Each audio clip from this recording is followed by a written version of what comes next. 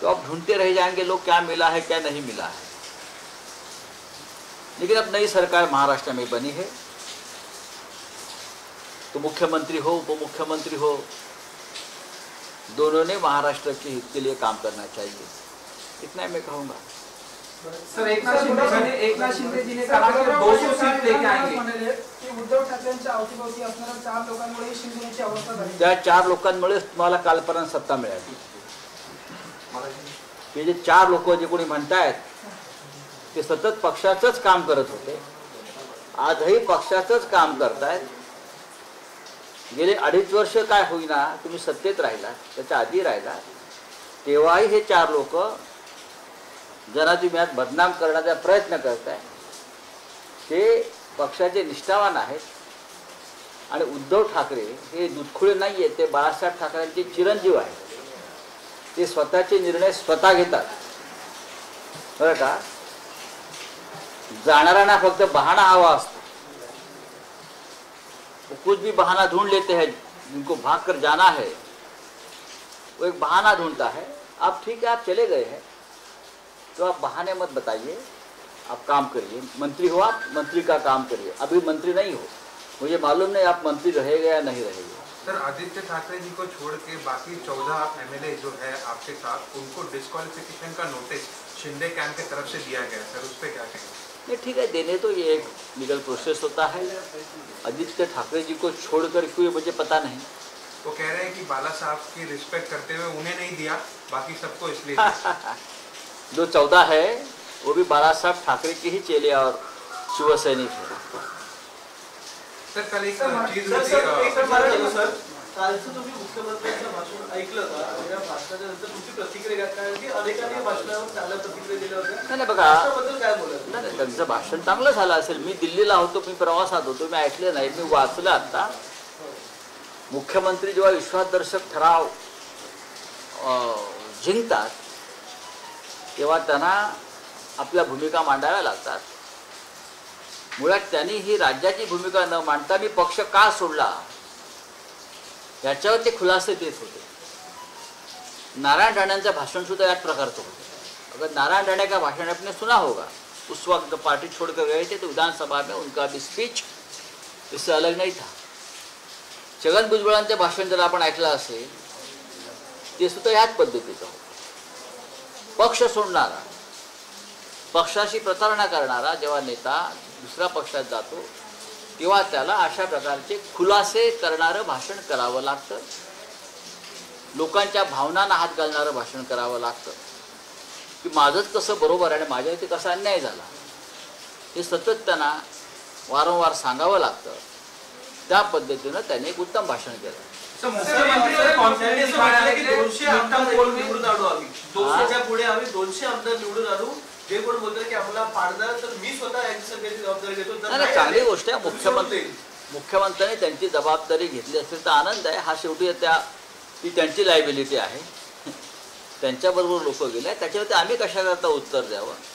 आम्ही सांगू की आम्ही शिवसेना म्हणून 100च्या वर जागा आम्ही निवडून आणू, याची आता ताकद आम्हाला कळलेली आहे। लोकांमध्ये ज्या प्रकारचा उत्साह दिसतोय मला, ज्या प्रकारची प्रेरणा आणि ऊर्जा दिसते, ज्या प्रकारची चीड दिसते, ते पाहता महाराष्ट्रामध्ये शिवसेना बरं का ही 100च्या वर जागा जिंकेल असं आज मला वातावरण दिसतंय। कोणी पक्षातून काही आमदार किंवा काही खासदार सोडून गेले किंवा जाणार असतील म्हणून मतदार गेला, शिवसेनेचा सहानुभूतीदार गेला, बाळासाहेब ठाकरे यांना मानणारा मोठा वर्ग गेला, असं होत नाही। तुम्ही बाळासाहेबांच्या स्मारकावर गेलात किंवा अन्य कुठे गेलात, शिवाजी महाराजांच्या चरणी लीन झालात तरी सुद्धा इतिहासामध्ये आपली नोंद वेगळ्या पद्धतीनं होईल। आपण आपल्या भूमिका वेगळ्या पद्धतीनं पक्षात मांडू शकत होता।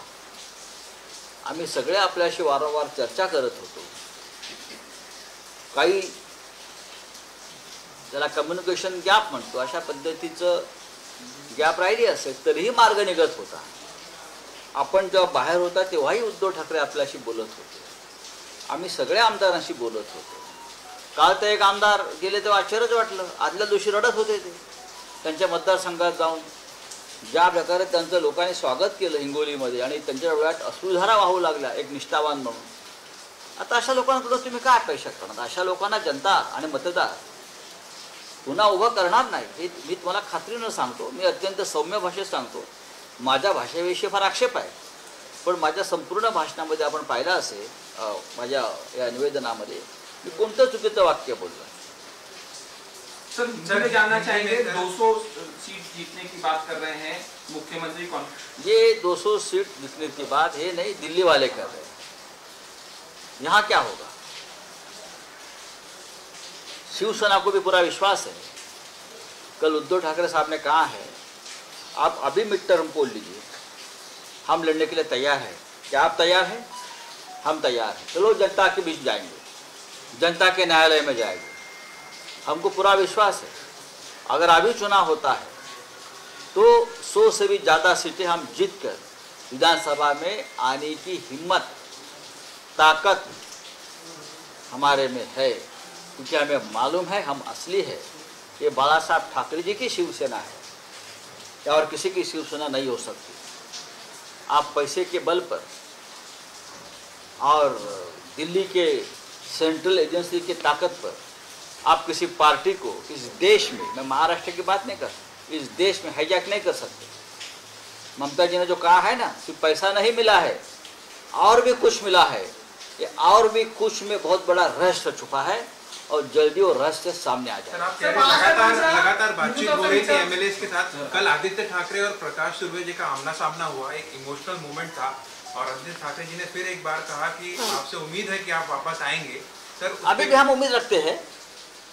अगर किसी को गुमराह कर कर, फंसा कर, फुसला कर लेके गए तो अभी भी उम्मीद है हमको कि जल्दी ही लोग वापस आ जाएंगे. उनका जो भ्रम है वो दूर हो जाएगा. क्यों नहीं, हमारे लोग हैं ये सब, आ जाएंगे. सुबह का भूला शाम को लौट आए तो उसे भूला नहीं कहते. ये भूले बिखरे जो लोग हैं आ जाएंगे. चलो धन्यवाद. सर, बाळासाहेबांनी हिंदुत्व विचारामुळे भाजप युती केली आहे असं एकनाथ शिंदे म्हणतात. थोडा हो. तर त्यांनी अनेक बाळासाहेबांची वक्तव्य सांगितली आणि कशा प्रकारे बाळासाहेबांची वक्तव्य, बाळासाहेबांबरोबर मी सलग 30 वर्ष काम केलेला माणूस आहे. सामनाचा संपादक म्हणून बोलतो. फार जवळून त्यांच्या चरणाशी बसून 30 वर्ष काम केलं आहे मी. तर बाळासाहेबांची वक्तव्य, बाळासाहेबांच्या भूमिका या सोयीनुसार कोणी सांगू नये. आम्हाला माहिती आहे बाळासाहेब ठाकरे काय होते. नारायण राणे गेला तेव्हा बाळासाहेबांची काय भूमिका होती, छगन भुजबळ गेले तेव्हा बाळासाहेबांची काय भूमिका होती, तीच भूमिका आताही त्यांनी ठेवली आहे. सर, वीज विरोधात मतदानामुळे 14 लोकांना नोटीस दिली. 14 लोकांना नोटीस नाही. वीज विरोधात मतदानामुळे बेकायदेशीर व्हीप आहे.